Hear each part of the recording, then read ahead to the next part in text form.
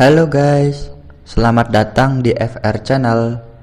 Pada video kali ini, saya akan membahas alur cerita dari sebuah film serial drama yang berjudul Squid Game, yang berasal dari negara Korea Selatan. Film drama ini menceritakan tentang permainan bertahan hidup dengan hadiah uang yang fantastis, yaitu 45,6 miliar won.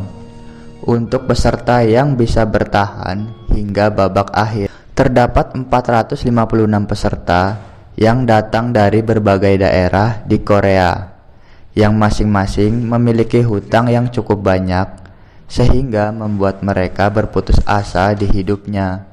Oleh sebab itu, mereka mengikuti permainan ini.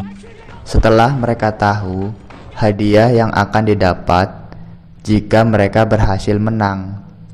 Tapi sebelum kita ke alur ceritanya, jangan lupa dukung saya dengan cara klik like, komen, share, dan subscribe, serta aktifkan lonceng notifikasinya ya.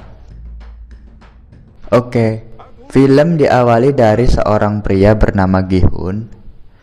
Gi-hun ini adalah seorang pekerja serabutan. Ia juga menjadi beban keluarga bagi ibunya yang sudah tua. Gi-hun sebenarnya pernah menikah, namun istrinya telah meninggalkannya dan menikah dengan lelaki lain. Gi-hun juga kehilangan hak asuh atas putrinya, namun Gi-hun tetap berusaha untuk menjadi seorang ayah yang baik. Di hari ulang tahun putrinya, Gi-hun mengambil uang milik ibunya untuk digandakan dalam taruhan pacuan kuda. Dan beruntunglah dia berhasil menang. Namun, tiba-tiba muncul gerombolan rentenir yang mengejarnya untuk menagih hutangnya. Gi-hun pun berusaha untuk kabur, namun sayang ia tertangkap. Ia pun mencoba untuk bernegosiasi dengan cara membayar separuh hutangnya dengan hasil uang taruhan tadi. Namun sialnya, ternyata uang itu telah hilang. Melihat hal itu, Gi-hun pun dihajar oleh rentenir tersebut. Ia pun dipaksa untuk menandatangani kontrak yang isinya jika Gi-hun tidak mampu untuk melunasi hutangnya dalam waktu dekat, maka organ-organ dalam tubuhnya akan diambil untuk dijual oleh rentenir tersebut. Nah, bagaimana uang Gi-hun bisa hilang? Ternyata ketika ia sedang kabur tadi, ia sempat bertabrakan dengan seorang wanita yang ternyata adalah pencopet. Di tengah kesialannya, Gi-hun bertemu putrinya dan merayakan ulang tahun putrinya. Dengan memberikan hadiah yang seadanya, dalam hatinya ia merasa sedih karena tidak bisa memberikan hadiah yang istimewa untuk putrinya, dan merasa telah gagal menjadi ayah yang baik bagi anaknya. Kini yang tersisa dari hidupnya hanyalah kemalangan dan hutangnya yang tidak akan pernah bisa ia lunasi. Di tengah keputusasaannya, tiba-tiba muncul seseorang yang memberikan sebuah tiket masuk ke dalam sebuah permainan. Seseorang itu berkata jika Gi-hun berhasil menang dalam permainan tersebut, ia akan mendapatkan hadiah uang yang cukup banyak. Setelah ia cukup berpikir, akhirnya Gi-hun tertarik untuk mengikuti permainan itu. Singkat cerita, Gi-hun dan orang-orang yang bernasib sama dengan Gi-hun dibawa menggunakan mobil menuju tempat permainan tersebut. Namun, sebelumnya mereka dibius untuk menjaga kerahasiaan tempat tersebut. Selain itu, seluruh benda-benda milik mereka disita untuk sementara selama mereka berada di tempat permainan tersebut. Terdapat 456 peserta yang dikumpulkan di dalam ruangan yang cukup besar. Tempat itu dikelola oleh seorang yang menggunakan topeng dengan bawahannya yang menggunakan pakaian tertutup serba merah. Sementara itu, di sana Gi-hun bertemu dengan peserta lain. Di antaranya, teman masa kecilnya yang bernama Sang-woo, kakek tua bernama Il-nam, pekerja asing bernama Ali, seorang gangster bernama Dok-su, wanita bernama Miryong, dan seorang gadis dari Korea Utara bernama Sebyok.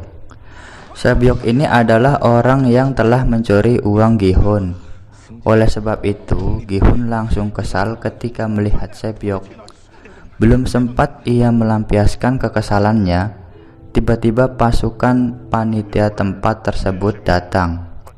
Pasukan panitia menjelaskan bahwa mereka akan melakukan 6 jenis permainan selama di sana. Kemudian mereka disuruh untuk menandatangani perjanjian di mana isi perjanjian itu, jika ada peserta yang ingin berhenti di tengah permainan, mereka akan langsung dieliminasi atau gagal. Setelah proses administrasi tadi, tibalah para peserta untuk bermain di game pertama. Mereka diarahkan ke sebuah ruangan terbuka, dan permainan pertama mereka adalah lampu hijau, lampu merah. Di sini terdapat sebuah robot yang akan bertugas sebagai penjaga. Jadi, ketika robot berkata lampu hijau, para peserta harus bergerak maju menuju garis finish sebelum waktu habis. Namun, ketika robot berkata lampu merah, maka peserta harus berhenti diam mematung. Karena jika tidak, mereka akan dieliminasi dan gagal. Nah, terlihat simpel ya guys, namun ternyata tidak seperti itu. Karena maksud eliminasi di tempat ini adalah tembak hingga tewas. Senapan-senapan yang telah diletakkan dan diatur oleh sistem akan menembak peserta yang bergerak, yang terdeteksi oleh robot tersebut. Seketika itu juga para peserta menjadi panik dan berlarian, yang menyebabkan mereka terdeteksi oleh robot dan akhirnya ditembaki hingga tewas. Untungnya si Gi-hun ini, dia masih selamat, dan beberapa peserta lainnya dengan sangat terpaksa. Akhirnya mereka berusaha untuk menyelesaikan permainan ini. Sambil melihat mayat-mayat yang berserakan, perlahan tapi pasti, akhirnya beberapa para peserta telah berhasil sampai di garis finish dan dinyatakan berhasil. Gi-hun yang masih berada cukup jauh di belakang berusaha untuk berlari secepat mungkin karena waktu sebentar lagi habis. Namun sialnya, kakinya tersandung mayat peserta yang telah tewas. Beruntunglah peserta yang bernama Ali berhasil memegangnya hingga Gi-hun tidak terjatuh. Dengan usaha keras akhirnya, Gi-hun berhasil sampai di finish tepat sebelum waktu habis. Sementara peserta yang masih tertinggal ketika waktu habis langsung dieliminasi dengan cara dihujani peluru senapan hingga tewas. Permainan pertama pun selesai dan para peserta dikumpulkan di kamar mereka. Dari 456 peserta, tersisa 201 peserta. Para peserta yang tersisa sangat ketakutan karena apa yang terjadi di permainan pertama. Alhasil, mereka memutuskan untuk menyerah dengan melakukan voting. Namun sebelum memulai voting, panitia menunjukkan hadiah uang yang telah terkumpul di game pertama ini. Dengan jumlah 25 miliar, hal itu berdasarkan dari banyaknya peserta yang gagal. Dan jika mereka menyerah sekarang, mereka akan dipulangkan tanpa mendapat sepeser pun. Hal itu membuat para peserta menjadi goyah. Namun pada akhirnya mereka tetap dipulangkan karena selisih satu suara dari si kakek. Benar saja, mereka pun dipulangkan ke daerahnya masing-masing. Keesokan harinya, Gi-hun melapor ke polisi perihal permainan kejam tersebut. Gi-hun menceritakan semua yang ia alami di sana, namun polisi seakan tidak mempercayainya. Gi-hun pun memberikan kartu nama alias tiket dari permainan tersebut sebagai bukti kepada polisi. Kemudian polisi pun menelepon nomor pada tiket tersebut. Betapa terkejutnya polisi tersebut karena yang mengangkat adalah seorang wanita. Polisi ketika itu mengusir Gi-hun dan menganggapnya telah gila. Seseorang bernama Junho yang juga seorang polisi, entah kenapa merasa tertarik dengan tiket yang ditinggalkan Gi-hun. Seolah Junho mengetahui tentang tiket tersebut. Suatu ketika, Junho pergi ke kamar kos kakaknya yang telah lama hilang. Terkejutnya dia ketika menemukan tiket yang sama seperti milik Gi-hun di kamar kos kakaknya yang hilang. Junho pun merasa bahwa kakaknya berada di tempat tersebut. Di tempat lain, Gi-hun yang merasa bingung karena mendapati ibunya tidak ada di rumah, tiba-tiba mendapat kabar kalau ibunya ada di rumah sakit karena menderita diabetes akut. Sang dokter pun menyarankan agar dilakukan operasi. Namun sang ibu menolak karena beralasan tidak memiliki biaya untuk membayar operasi. Seketika itu pun Gi-hun sedih dan kecewa hingga ia nekat menemui mantan istrinya untuk meminjam uang agar bisa membiayai pengobatan ibunya. Namun yang ia dapat adalah hinaan dari suami baru mantan istrinya. Bahkan ia pun dilarang untuk bertemu dengan putrinya. Hal itu membuat Gi-hun marah dan langsung memukulinya. Gi-hun pun teringat akan ucapan pihak panitia tersebut bahwa dunia luar jauh lebih kejam daripada yang terjadi di dalam sana. Mereka akan terus dikejar hutang dan mati di tangan rentenir. Dengan adanya kenyataan seperti itu, Gi-hun dan yang lainnya kembali tertarik untuk pergi ke arena permainan lagi. Pada malam hari, mereka berkumpul menunggu penjemputan seperti sebelumnya. Namun kali ini mereka bisa lebih mempersiapkan diri karena mereka sudah tahu apa yang akan terjadi di sana. Di sisi lain, seorang polisi yang bernama Junho mencoba untuk menyelinap masuk ke dalam permainan tersebut. Karena Junho ingin mencari kakaknya yang telah hilang.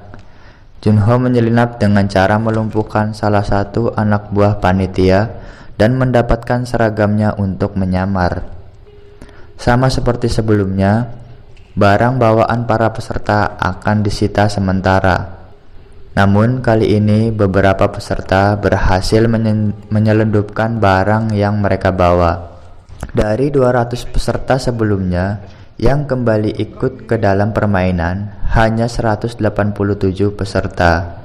Dengan begitu, jumlah hadiahnya pun bertambah. Di waktu yang sama, Junho berhasil menyamar menjadi panitia permainan. Di malam harinya, Sebyok yang berhasil membawa pisau pergi ke toilet untuk membuka lubang ventilasi. Dengan dibantu Miryong, ia berhasil menyusup ke lubang ventilasi. Ia mencoba untuk melihat keadaan yang ada di ruangan lainnya. Di sana, Sebyok melihat panitia sedang memasak gulali dengan jumlah yang banyak. Namun, ia tak tahu untuk apa gulali tersebut. Keesokan harinya, panitia mengumpulkan para peserta untuk bersiap memainkan permainan kedua. Di tengah perjalanan menuju arena permainan, Sangwo bertanya kepada Sebyok tentang apa yang dilihat sebelumnya. Karena menurut Sangwo, permainan tersebut akan berhubungan dengan masa kecilnya yang berasal dari Korea Selatan. Sementara Sebyok yang berasal dari Korea Utara pasti tidak mengetahuinya. Dan benar saja, permainan tersebut adalah mengikis gulali tersebut sesuai dengan bentuknya. Itu sebabnya Sangwo memilih bentuk segitiga karena segitiga merupakan bentuk yang paling mudah. Namun anehnya, Sangwo tidak memberitahu teman-teman yang lainnya, sehingga mereka mendapatkan bentuk-bentuk gulali yang sulit. Seperti Gi-hun yang mengambil bentuk payung dan kakek Ilna mengambil bentuk bintang. Para peserta diberikan waktu 10 menit untuk menyelesaikan permainan ini. Dan apabila peserta gagal membuat bentuk yang sesuai, maka mereka akan dieliminasi dengan cara ditembak mati. Hal itu membuat para peserta panik dan ketakutan. Mereka semua berusaha mati-matian mendapatkan pola yang sesuai. Di sini terlihat Miryong menggunakan trik memanaskan jarum dengan korek api agar lebih mudah melelehkan gulali tersebut. Peserta yang mengambil bentuk mudah satu persatu berhasil dengan aman, sementara peserta yang mengambil bentuk yang rumit terlihat kesulitan, ditambah waktu yang hampir habis. Di sini Junho sempat dicurigai karena terlihat seperti kebingungan dan seperti tidak tahu tugasnya di sana. Di sisa waktu yang sangat sedikit, Ki-hun terlihat masih kesulitan. Namun tiba-tiba dari keringatnya yang menetes, ia mendapatkan ide, lalu ia melihat garis pola dari gulali tersebut dan kemudian menjilatinya. Dan benar saja, cara itu terbukti efektif dan lebih cepat. Para peserta lain yang melihat pun melakukan hal yang sama, hingga akhirnya Ki-hun dan kakek Ilnam berhasil menyelesaikan permainan tersebut tepat sebelum waktu habis. Namun, ada seseorang peserta yang gagal dan melakukan perlawanan terhadap panitia. Tanpa pikir panjang, para panitia lain pun langsung menghabisi mereka semua. Dan video part 1 pun selesai. Kira-kira apa yang akan terjadi selanjutnya? Saksikan part 2-nya ya guys.